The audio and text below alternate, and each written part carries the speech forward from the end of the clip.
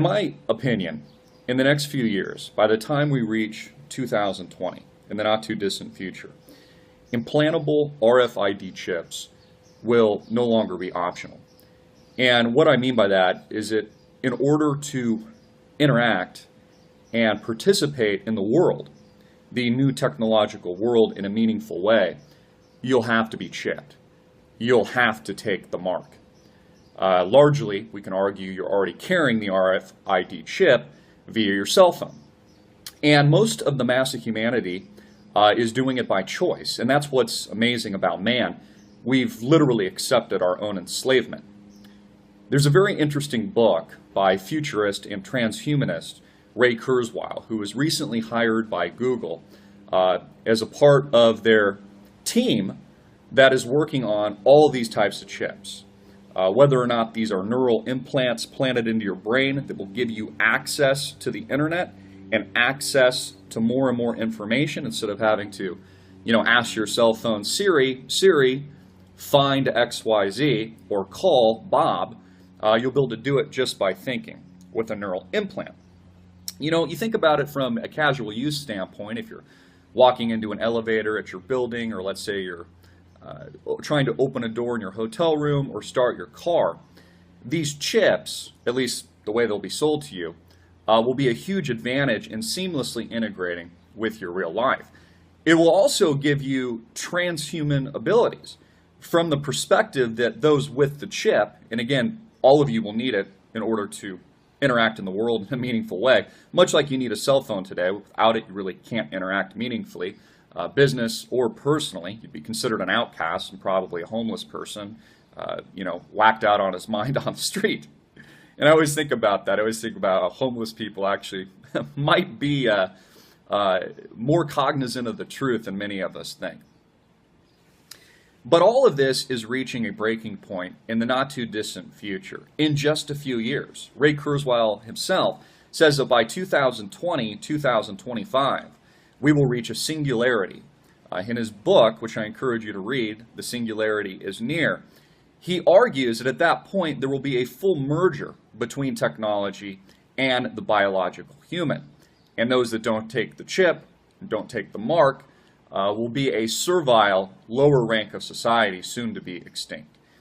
Just like many of these people believe that we started from chimpanzees and worked our way up to, I guess, what they think is self-important today, although in a lot of regards we haven't really come too far.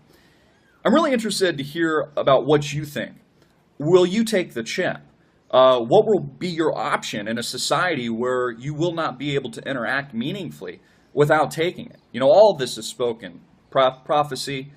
Many of you that are familiar with your Bible realize that this is all a part of the satanic plan of moving civilization forward. And again, human beings, mostly operating day to day in fear, as fear beings, again, are very accepting of their own enslavement. That's kind of the beauty of it from the standpoint of the New World Order, is that the people actually accept their own slavery.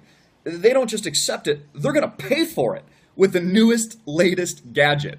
Whether or not it's Google Glass, or it's soon to be the neural implants or the contact lenses that will give you the eyesight of a hawk, and these devices that will gain and give you access to an entirely different world. We're going to get to a point, as Ray Kurzweil says, that the man is going to create a machine that can build another machine. And once the singularity is met, once we hit that crux, machines will actually have a higher AI and intelligence than humans. And at that point, they'll begin to replicate themselves. And again, those without the chip that have not merged in the singularity with these devices and essentially become their own gods will be left dust till dust. This is the evolution of humanity, in their opinion. And they're going to sell you on all the fantastic, great ideas, the fact that they will be able to reverse the aging process, solve mathematical, theoretical, and physical problems in the real world, like curing cancer, etc. They're going to sell all that to you as the selling point, as the reason, and the belief that they can become their own gods. That essentially, death will be a choice, according to the words of Ray Kurzweil. You'll be able to, again, reverse engineer, which they're working on right now, the brain, and really reverse engineer the entire human genome.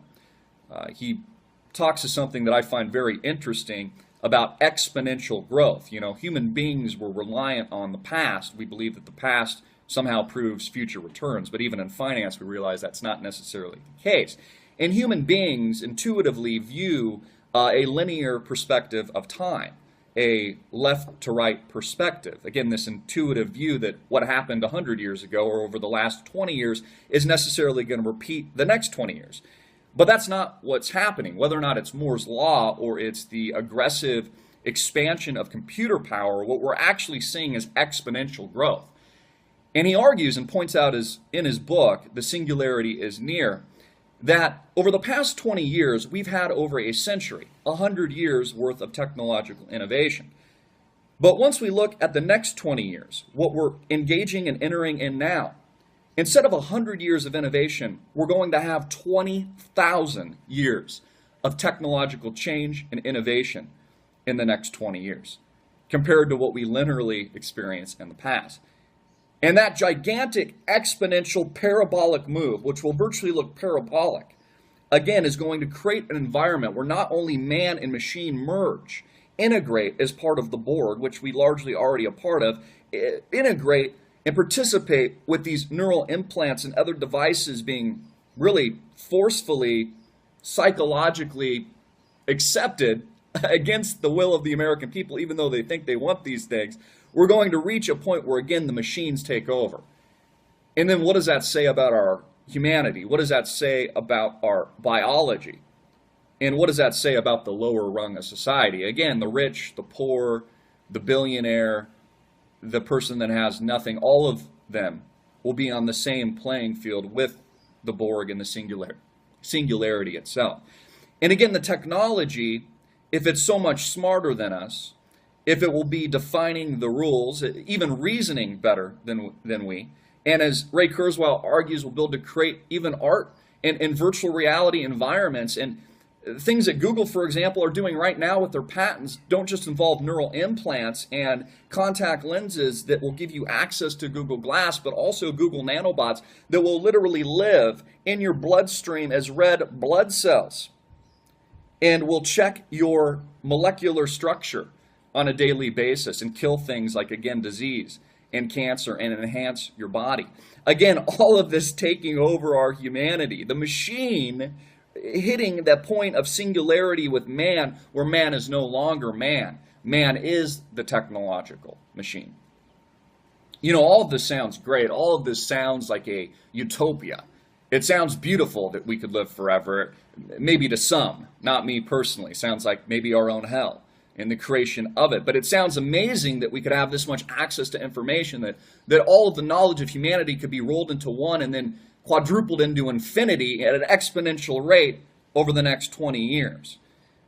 People essentially finding the fountain of youth and solving problems and expanding that knowledge into the universe. It sounds amazing.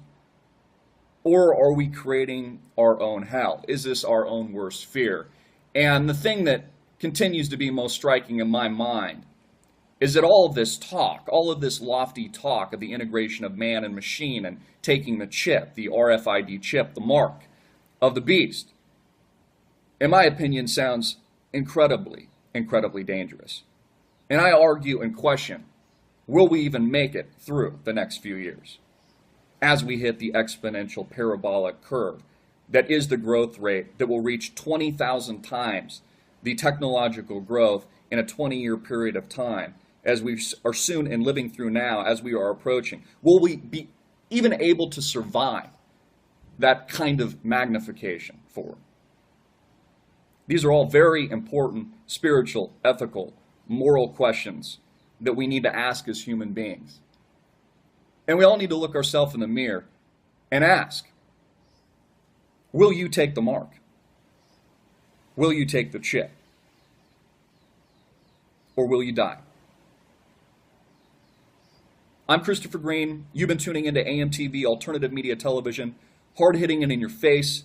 Get this video out everywhere and click the link below to support our sponsor. We are anonymous. We are legion. We do not forgive. We do not forget. Expect us.